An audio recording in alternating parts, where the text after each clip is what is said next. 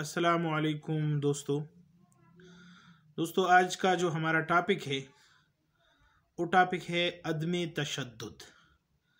तशद्दुद और अदम तशद्दुद। तो दोस्तों, तशद्दुद का नाम सुनती ही हमारे जहन में एक सवाल पैदा होता है कि तशद्दुद नाम ये है कि तशद्दुद तलवार उठाना या असलहा उठाना और लड़ाई के साथ अपने हक को हासिल करना, ये तशद्दुद है।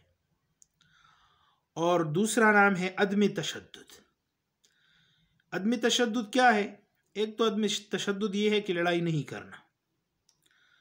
फिर अगर हम देखें कि इस्लाम तशद्दुद और अदम तशद्दुद का क्या तस्वर देता है, तो इस्लाम के अंदर तशद्दुद का उसूल नहीं, बल्कि अदम तशद्दुद की उसूलों पर इस्लाम के अंदर अदम तशद्दुद की उसूलों पर काम करना है। अब अदम तशद्दुद क्या है? एक अदम तशद्दुद हिंदुइज़्म का नज़रिया है कि जो जालिम है वो आप पर इतना जुल्म करे कि वो खुद जुल्म से रुक जाए। ये अदम तशद्दुद का पॉलिसी हिंदुइज़्म में है। इस्लाम अदम तशद्दुद का क्या दर्स देता है? तो इस्लाम के अंदर अदम तशद्दुद एक पॉलिसी है। वो पॉलिसी क्या है? वो पॉलिसी ये है, इनकी 5 मराहिल है। 5 मराहिल में पहला मरहला ये है कि पहला मरहला है मुज़ाहिमती नज़रिया, कि जिसमें राइजुल वक़्त निज़ाम के ख़िलाफ़ नफ़रत की सोच रखनी होगी और बातिल निज़ाम की बजाय अदल और इंसाफ पर मबनी निज़ाम की गलबी की नज़रिए पर कोशिश होते रहेगी, लेकिन वक़्त से पहले मद्दे मुकाबिल आने से परहेज़ करना होगा और वक़्त के तकाज़ों को मद्देनज़र रखना होगा। ये है मुज़ाहिमती नज़रिया। ये अदम तशद्दुद के पहली उसूल है। और अदम तशद्दुद की दूसरी उसूल ये है कि जुमात साजी करनी है। जुमात साजी करनी है यानी उस अदम तशद्दुद की नज़रिए पर जुमात साजी करनी। और दूसरी बात यह है कि जुमात की तरबियत करनी।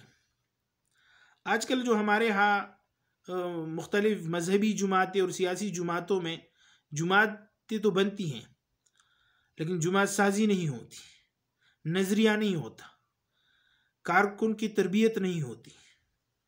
और तीसरा हमारी जब ये अदम तशद्दुद का तीसरा जो हमारे उसूल है, जब हमारे पास अदल और इंसाफ का नज़रिया होगा और उस पर हम जुमात साजी करेंगे और जुमात साजी के अंदर कारकुनों की तरबियत करेंगे, तो तीसरा मरहला आएगा कि फिर उस अदम तशद्दुद के नज़रिए के ऊपर अवामी तहरीक पैदा करना।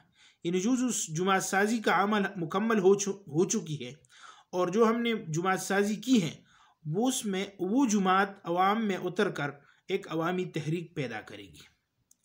और उसके बाद जब ये एक अवामी तहरीक बन जाएगी, तो चौथा मरहला ये होगा कि ये अवामी तहरीक की ताकत की बुनियादों पर सेवल नाफरमानी का तहरीक शुरू करेंगे। तो सेवल नाफरमानी इख्तियार करना और वो तहरीक शुरू करना, ये फिर चौथा मरहला होगा अदम तशद्दुद का। और पांचवा और आखिरी मरहला ये होगा कि जब ये जुमात साजी मुकम्मल होगी और कारकुन की तरबियत होगी और एक अवामी ताकत वो उभरती हुई सामने आएगी वो अदम तशद्दुद की पॉलिसी के ऊपर, तो फिर पांचवा मरहला ये होगा कि मुज़ाकिरात करेंगे। इदारों के साथ इदारों को मुज़ाकिरात पर मजबूर करेंगे। और जुमात बनी हुई है, वो जुमात आगे अपनी तरबियत और अपने प्रोग्राम वो पेश करेंगे, जो गलबे की जो प्रोग्राम हमने बनाई हुई है। तो ये अदम तशद्दुद की 5 मराहिल हमने बयान की। उसमें पहला मरहला हमने बयान की कि मुज़ाहिमती नज़रिया, दूसरा मरहला हमने जुमात साजी का, और तीसरा मरहला अवामी तहरीक का, और चौथा मरहला सेवल नाफरमानी का, और पांचवा मरहला मुज़ाकिरात का। तो ये एक हिकमत हमली है अदम तशद्दुद। ये जो हमारे अकाबिरीन, खुसूसन हमारे अकाबिरीन ने अब अदम तशद्दुद के उसूलों को अपनाया। तो अदम तशद्दुद ये है कि उसके अंदर जुमात साजी हो, तरबियत हो और आगे एक प्रोग्राम उसके पास हो। आज तो अदम तशद्दुद का नाम तो लेते हैं लेकिन पॉलिसियाँ नहीं होती उनके पास, वही तशद्दुद की उसूलों पर काररवा होता है। तो लिहाजा आप अदम तशद्दुद को जानिए और अदम तशद्दुद के उसूलों पर रहते हुए हमने वक्त गुजारनी है और उसके मुताबिक जुमात साजी करनी है।